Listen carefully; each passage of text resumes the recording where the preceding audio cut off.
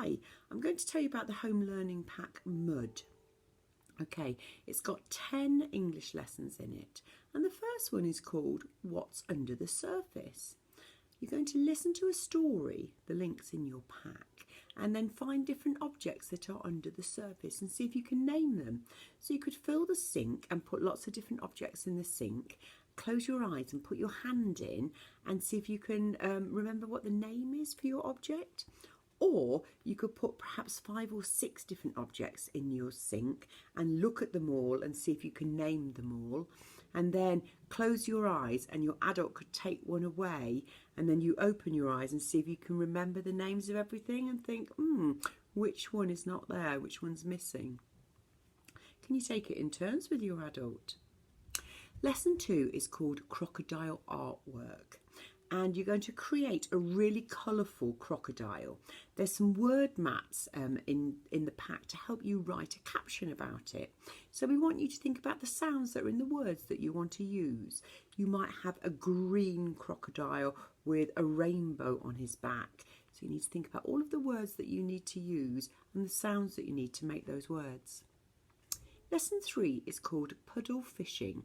You're going to follow instructions using the word mat again to help you to make a fishing rod independently. Can you give instructions to your adult to make a fishing rod? I wonder what you're going to be able to catch.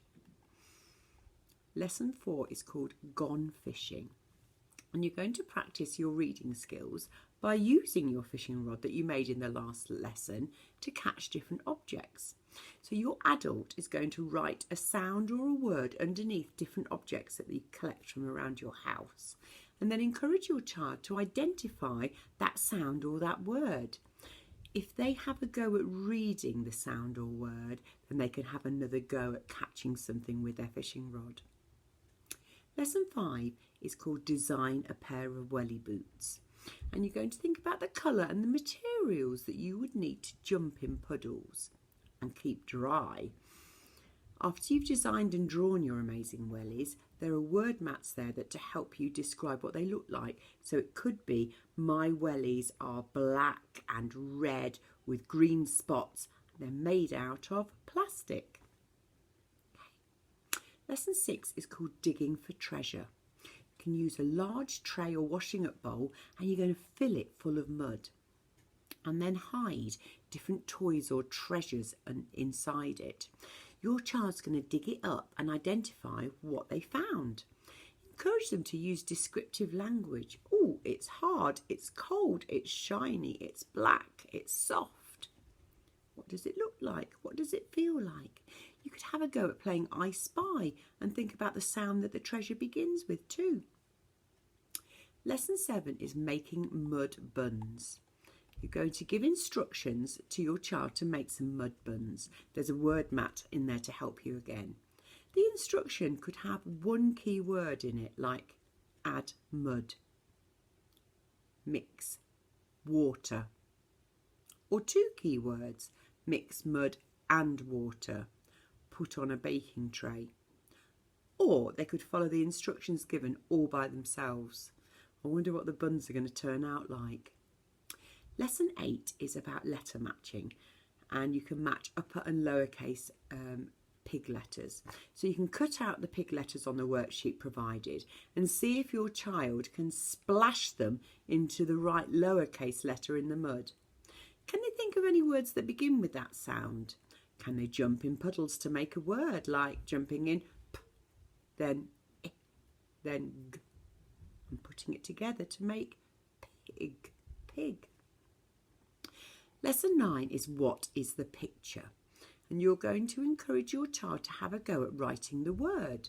Think about the initial sound of the word that they can write on paper or in mud with their fingers, or squirt letters with a water bottle, whatever suits their learning style.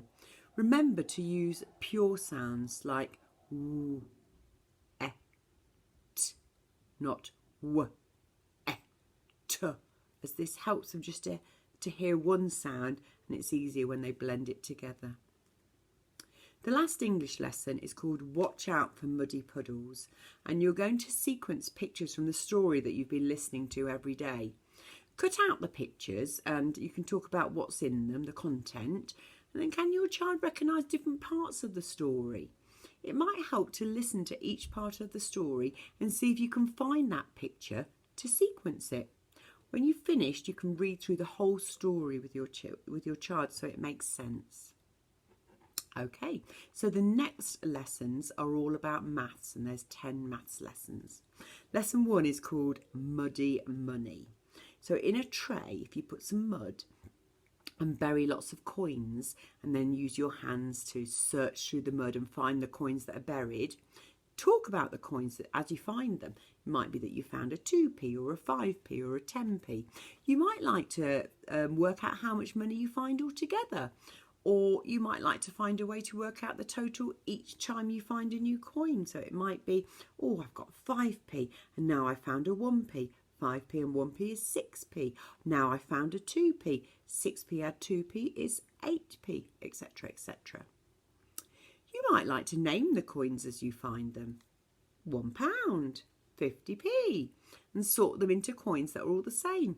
Or you could use coins from another country if you've got any money left over from around your house from holidays abroad. Which ones are the British coins and which aren't?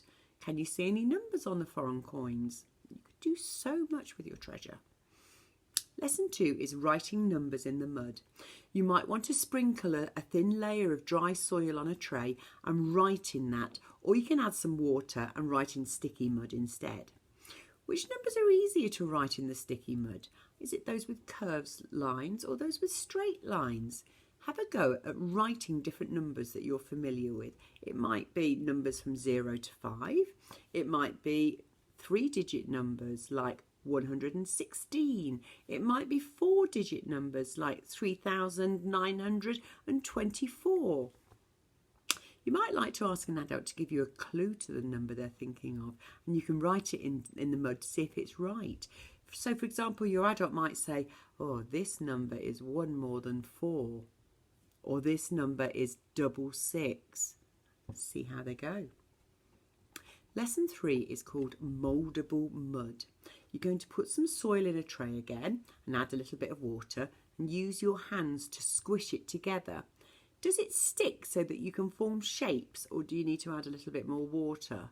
What happens if you add too much water? Can you mould it now?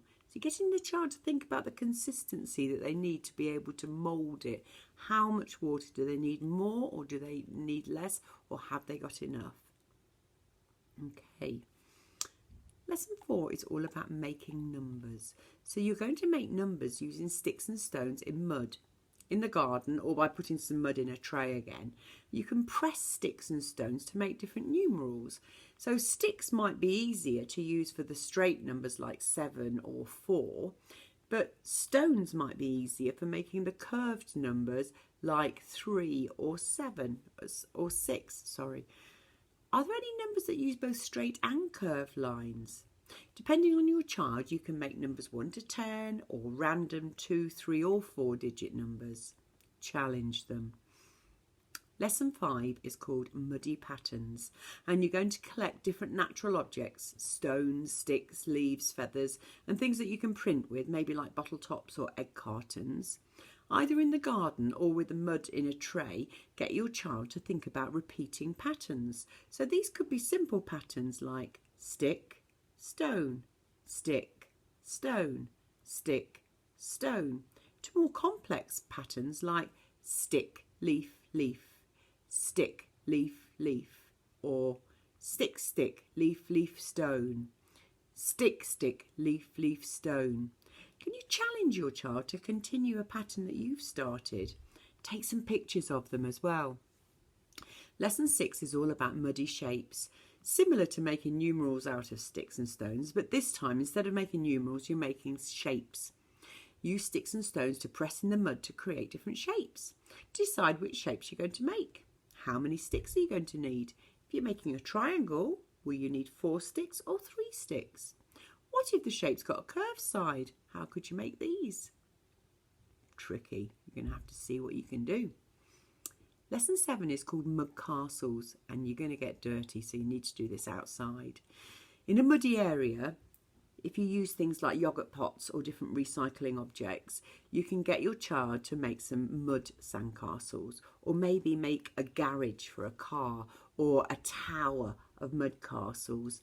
Use lots of mathematical language to encourage them to think about what they're doing or using to build with. So are they building with pots? Are they building with their hands? Are the pots full or half full?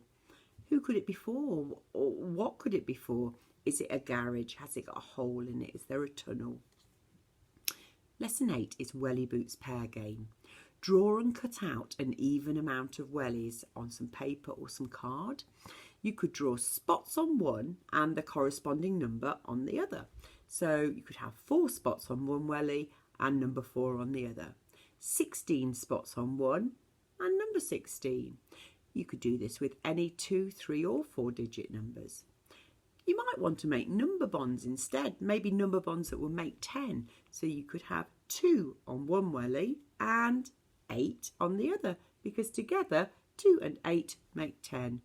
You could have 6 on one welly and 4 on the other, because 6 add 4 makes 10.